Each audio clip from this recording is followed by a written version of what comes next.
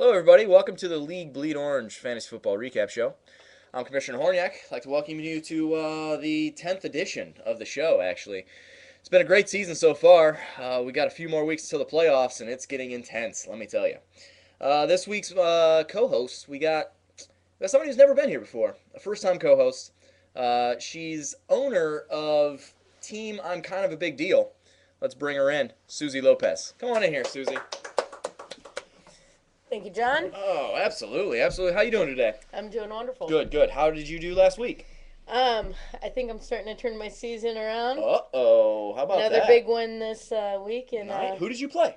I played Team Lee. Ooh, in the Battle of the 5'2" Bowl. Oh, that's right. That's right. That's right. And I won. Yeah. I did a little research, and you're actually 5 foot. That's So right. I gave you 2 inches on that one. But what are you gonna do? What are you gonna do about that? Yeah, believe it or not, I grew 2 inches last week. With the win. The win does it every time. Yep. So it was a pretty good matchup, you versus Lee. You pretty much dominated him, which seems to be the trend. That's very true. Yeah. It was 112-79, so definitely an easy victory for you. But everybody can expect that versus Team Lee these days. Yeah, that's for sure. Most of my points came from last-minute pickups. Oh, how about that little tidbit of information for the league? See? You can never spend too much time on that waiver wire. That's right. Yeah. Love pickups. Yeah, then we had my matchup last week. Not as good as your matchup, actually. Well, for Team Pipes, it was pretty good, obviously. Team Pipes versus Team Horniak, a 50-point loss for me. Tough matchup. Ooh, Pipes is just dominating right now. He's got Arian Foster, He does that to you. 13th round pickup, Arian Foster, actually, How in our about draft. that? How about that? Yeah. Number 1 running back in the league. That's pretty impressive. Basically, just got dominated last week. I'm on a 2-game losing streak now. Lost to Chris Miller last week, lost to Jim Pipes this week. Not good. But they're both leading, as you can see, over here. They're both leading the NFC. And, so, at least I lost to good teams. That's true. Yeah. If you lose this week, I win this week. Oof. Might upset this board We here. could be flopping That's the true. old, the Important old week, standings. John. That is true. And let me tell you why it's even more important. I play Mike this week, but we'll get to that later. Ooh. Yeah. Ooh. Shaking in the ranks. Make sure you pay attention to later in the show, everybody. So let's go back to this week. All Okay. Golden Showers versus Queensbridge Cobra Kai. Pretty close matchup, actually. Only a 12-point victory Very for close. the Golden Showers, who, they've been doing well this week. And actually, the Golden Showers, you know what they had this week? What? The Fantasy Play of the Week, everybody. Woo! That's right. Peyton Hillis of the Cleveland Browns. Amazing. How about that? Amazing. He is just a stud. Just rolling over people, jumping over people, going around people. However he can get in the end zone. That's how he gets it. He's a workhorse. You He see is him a workhorse back. breaking tackles. Oh, he gets man.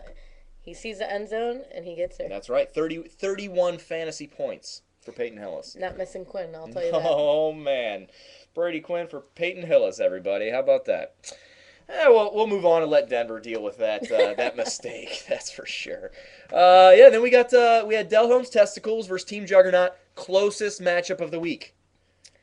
A loss for Team Juggernaut. Seems to be becoming, a trend. We're seeing trends now that we're this deep into the season. That's true. Yeah, he basically James Jones got him. Who? Yeah, exactly. He happens to play wide receiver for Green Bay. And he scored Interesting. 18 points. What? 18 points. How about that? Never heard of him. Crazy. See? I'll tell you what. Kyle Monda heard of him. And, it worked out for him. So, Kind of like my tight end this week. Randy McMichaels, everybody. That's 2 right. TDs. See that? Waiver wire pickups, everybody. They're Gotta becoming... pay attention. You need them. You need those pickups. That's Especially for sure. during bye weeks. That's right. Final matchup of the week was the Twin Peaks Steeplejacks versus Mike Garlow's AFC leading Team Carry the One. Who do you think came out on top of this matchup? Wasn't Mike. No. That's for sure. Didn't add up this week, John. No, it didn't. And let me tell you what. For a second, I thought I was going to have the lowest score of the week with only 66 points. But let me tell you, somebody was even more horrible than me. Do you know who that was? Mike Garlow, everybody. 63 points. He was coming off what? What do you have last week? 55 points? So, wow. Speaking of trending, he seems to trend very low scores. The, they are jumping out of the plane in the old Mike Garlow's Team Carry the One, let me tell you. I don't know. Let's hope they got some parachutes, all right? Because Yeah, he needs to hit up that waiver wire. I'll tell you what, he sure does, because his team's lacking. And that was the last matchup from last week, and you know what that means. Next week's matchups. No. Let's bring him on in. The man, the myth, the legend, the gnome. All right. Yeah. Last week he had a good week. He went 4-1 again. Wow. How about that? 4-1, back-to-back weeks, 4-1. I mean, he's still working on perfection, but I mean, the gnome's coming around. That puts his record at 21-8-1. Very, very nice record for the gnome. That's very impressive. I'll tell you what, the gnome does. I mean, he does the math, and he doesn't even need Mike Garlow to carry his ones, if you know what I'm saying. So, yeah, first matchup of the week is actually your matchup. Oh, You know who you're going against. I do. What do you think? Sammy Beal, everybody, the Steeplejacks. I mean, Sam's been doing well, but he's got a lot of people on bye weeks this week. So do I. That's what makes it interesting. That's what makes it interesting. I wonder what the gnome's gonna pick. Oh, well, the gnome's been wrong about once a week before, so we'll see. Maybe I hope I'm that one. Yeah, I mean, don't we all? I mean, if the gnome picks against you, you're really, trying to buck a trend. That's for sure. That's disappointing, Yeah. John.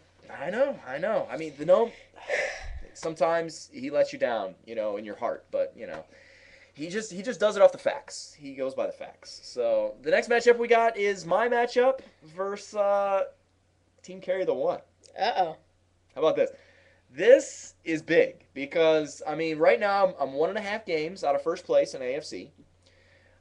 If I win this, I'll only be a half game back. That's important because AFC's top ranked team gets an automatic bid to the playoffs. This is an important game for me. True. That makes everybody closer to you as well. That's if I win, of absolutely. course, if I win. So yeah, I don't know. It's going to be close. Mike Garlow is going to be without the number 2 pick in the draft, Drew Brees. That might actually help him, because Drew Brees has kind of been up and down. He's been a roller coaster of emotions. Very true, sure. but he will not waver on Drew Brees. No, he loves him some Drew Brees. He sure does. Yeah, I wonder what the gnome's picking. Oh, how about that? How about that? I'm actually surprised with this pick because I let the gnome down a couple weeks ago. I cost him perfection a couple weeks ago, but maybe he's jumping on the old Horniak train again. So perhaps. Thank you, gnome. Hopefully you're right again. So we'll see. Good luck, John. Yeah, I'm gonna need it. Next up, we got Jason Lang's Team Juggernaut versus the Golden Showers of Jeremy Hamill. As usual, which Lang is not injury free.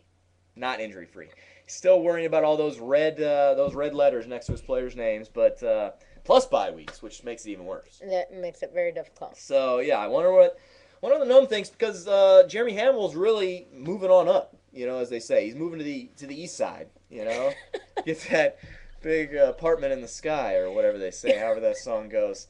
But we'll see what the gnome's picking this week.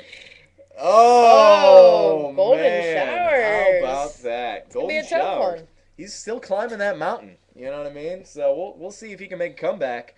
Right now he's 4th in the NFC. 4th. Yeah, he's behind those huge 3 top division leaders. There and here and over here. Yeah, that's where they're at. Next up we got Team Lee versus Del Holmes Testicles, led by Kyle Manda. Team Lee. Yeah, Team Lee. What do you think? He's coming up short a lot this season. You know what I mean? Yes, he has. And Del Holmes Testicles, he's kind of up and down. He's good week, bad week, good week, good week, bad week, bad week, good week. He started off 2-0. Yes. Yeah, leading the league. What happened? Not no more. That's for sure. Gnome, Disappointing. what do you think? Now here's a little thing for you. The gnome has never picked Team Lee. Never. It's not personal bias either. Not personal bias. The stats are telling him not to pick Lee. Wonder what they're saying this week. Boom! There it is again. Hey. Team Lee. Never been picked by the gnome still. You gotta turn that around, Team Lee. Yeah, we'll see. Yeah, next up we got, you know what we got coming up? This is big. The matchup of the week, folks. That's right. This one's huge. We got the Queensbridge Cobra Kai, led by Christopher Willard Miller, going up against Team Pipes, led by the Pipes. And let me tell you what, it's going to be a tough matchup. No, this is important for everyone in the league. Everyone John. in the league, because they're tied with records. You know what I mean? They're both, top. Right now, they're both in the money bracket of the playoffs. So us second tier teams. Right. We need them to lose. That's for sure. So if they do, what if they both lost? That'd be crazy. Or a tie. Interesting fact. Tell me How many ties we have in the league is going to make playoffs very interesting. Man, these last couple of weeks. Do the math on that one, Mike. That's we really need these wins. Yeah, I'll tell you what. I had a tie. It didn't feel very good. I'm wearing a tie right now. I don't even like it. So yeah. Who we got? Wonder what the Gnomes picking. This is the determining factor. So let's check it out. Big matchup. Oh, Team Pipes. Sorry, Chris. Man, looks like the Gnomes picking Pipes again. But Pipes is kind of a juggernaut, even though we have a team juggernaut. So I don't know. Yeah. That's interesting. Yeah. So hey, next week's matchup, Gnome. Thank you for coming out. Again, we pay him the big bucks for a reason. So he's like how does he slide away so smooth? I'll tell you what, man. He's a moonwalker. Smooth criminal. So. We'd like to remind everybody that you can email the show at bleedorangerecapshow@gmail.com, as you can see up on the Speakeasy scoreboard. And, we got some emails in this past week. Can you believe that? Wonderful. Oh, man, the inbox was just stuffed. It took me and the Gnome hours to get through all these emails, but we picked out a few to talk about today. This one says, Dear Commish, I was wondering where Peyton Hillis is going to rank among top fantasy running backs at season end. And also, how does the Gnome come up with those picks? And it's signed, sincerely, last year's owner of Matt Forte. How about that? You actually own Matt Forte this week, don't you? I do, John. Interesting. Yeah. That's very interesting. Let's answer the email. Peyton Hillis. One question at a time. One question at a time. I'll tell you what. There's tons of questions on this guy, that's for sure. Peyton Hillis, 644 yards and 7 TDs already. So that's halfway through the season. How do you feel about him? Where do you think he's going to rank? I really think he's going to be a top 10 running back this year. Top 10 running back, yeah. Absolutely. I feel the same way. I think he's going to be anywhere from 7 to 10. He's definitely going to be good. If you project the stats out, 1,400 yards, that's excellent for a running back. He's going to get double-digit touchdowns. And I'll tell you what, 30 receptions already, which is pretty impressive. Impressive because you don't think about him catching the ball. I know, but he does. As much as he runs. He loves catching the ball. So, yeah, and also the Gnome makes his picks by a strategic mathematical formula that even Mike Garlow doesn't know, as you can see by his multiple losses this season. Moving on. This email says, Susie. Oh, it's actually directed to you. Got a real quick question for you. Just out of curiosity, which running back has more points, Adrian Peterson or Chris Johnson? Oh, and I'll tell you what, I did the math on this one. Looks like Adrian Peterson 156, Chris Johnson 119. Uh-oh, you got a little bet with Kyle, don't you? Yes, we have a little side bet. Some sexual favors involved. Maybe?